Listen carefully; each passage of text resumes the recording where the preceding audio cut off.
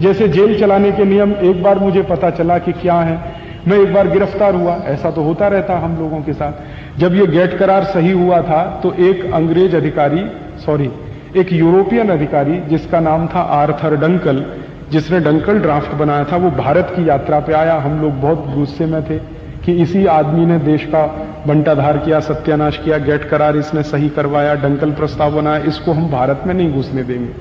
तो हमने दिल्ली एयरपोर्ट पे उसकी पिटाई की थी। मैं थोड़ा अहिंसावादी हूं, लेकिन उस दिन मैंने अहिंसा छोड़ दी थी। आर्थर डंकल को हमने जूतों से पीटा था और एयरपोर्ट के लाउंज में पीटा था, पुलिस के सामने पीटा था, और उसको हमने भागने के लिए मजबूर कर दिया था। वो भागा था लाउंज से और रनवे पे दौड़ गया था।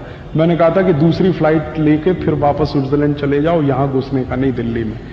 तो पुलिस ने गिरफ्तार किया क्योंकि वो भारत सरकार का मेहमान था। हमने कानून का उल्लंघन किया कि भारत सरकार के मेहमान की पिटाई कर दी, तो जेल तो होनी थी, तो हम जेल गए। जब मैं जेल में पहुंचा तो उस समय सौभाग्य या दुर्भाग्य जो भी कहो, किरण बेदी तिहाड़ जेल में थी। वो सुपरिंटेंडेंट थी वहां की, किरण बेदी। तो जब हम गए तो वो सब नाम नोट शुरू हुआ, जैसे मैनुअल्स में लिखा हुआ ना कि नाम कैदी का, बाप का, उम्र वगैरह सब। फिर ये कहा उन्होंने कि आप अपने कपड़े उतारो। एक पुलिस ऑफिसर आया, उसने कहा कपड़े उतारो। मैंने कहा क्यों भाई? उसने कहा आपका बॉडी मार्क चेक करना। तो मैंने कहा बॉडी मार्क आप चेक करोगे, मैं बता देता हूं, कपड़े क्यों उतरवाते हो मेरे? तो उसने कहा रूल है ये यहां का। मैंने कहा भाई बड़ा विचित्र है, तुम पूछ रहे हो, मैं बताता हूं मेरे बॉडी मार्क क्या है।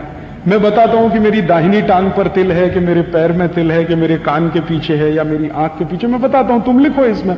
उसने कहा नहीं साहब आप बताओ जरूर, लेकिन मैं आपके कपड़े उतरवाऊंगा और इसमें लिखा जाएगा कि मैंने कपड़े उतारे, चेक किया, तब वहां मुझे उनका बॉडी मार्क मिला।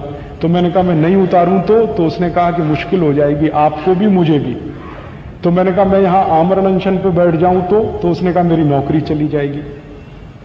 मैंने कहा ये मेरा जो भारत देश में आजादी के बाद संविधान लागू होने के अंतर से मुझे जो मौलिक अधिकार मिला है वो आप अनहन कर रहे हैं उसका। तो उसने कहा भाई मौलिक अधिकार आप अपने बाजू में रखो, मुझे बॉडी मार्क चेक करना। तो फिर मेरी जब मुलाकात हुई किरण बेदी से तो मैंने उनको पूछा ये बॉडी मार्क क्यों चेक करते हैं? तो उन्होंने कहा वो 1860 में कानून बना था, अंग्रेजों ने तय किया था, तो तब से चला आ रहा बॉडी मार्क चेक। तो मैंने कहा मुझे वो मैनुअल पढ़ना है। तो उन्होंने कहा और क्या करोगे आप यहां आके, यही तो खुरापात करोगे, शांति से तो रहने नहीं दोगे। मैंने कहा आपने गलत आदमी को गिरफ्तार किया, अब आप मेरे जैसे आदमी को यहां रखेंगे तो कुछ तो सहन करना ही पड़ेगा आपको, नहीं तो मुझे रिहा कर दो आप। तो उन्होंने कहा वो तो जल्दी हो नहीं पाएगा। तो मैंने कहा मैनुअल्स मुझे देखने हैं कि ये 1860 में अंग्रेजों ने तय किया, तो क्यों तय किया? तो उसने बड़ी मेहनत की बेचारी ने, फिर वो लेके आई मैनुअल्स अगले दिन सवेरे। वो मैंने पढ़ा तो उसमें लिखा हुआ था कि भारत का कोई भी कैदी अंग्रेजी अधिकारी के लिए कैदी से ज्यादा गुलाम है और उसका अपमान होना ही चाहिए, इसलिए आपको कपड़े उतरवाने पड़ेंगे।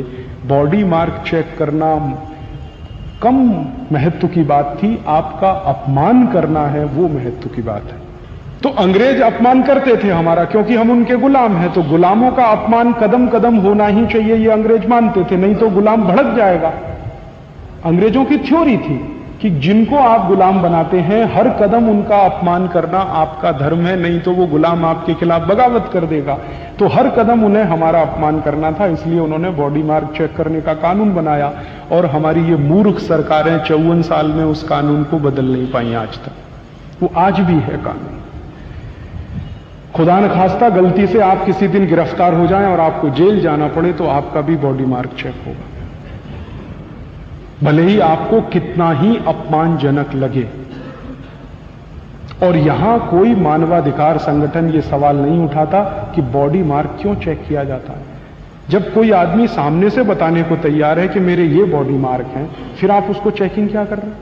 तो वो चेकिंग से ज्यादा आपके कपड़े उतरवा कर आपको नंगा करना, ये आपके लिए अपमान है और उनके लिए स्वाभिमान है।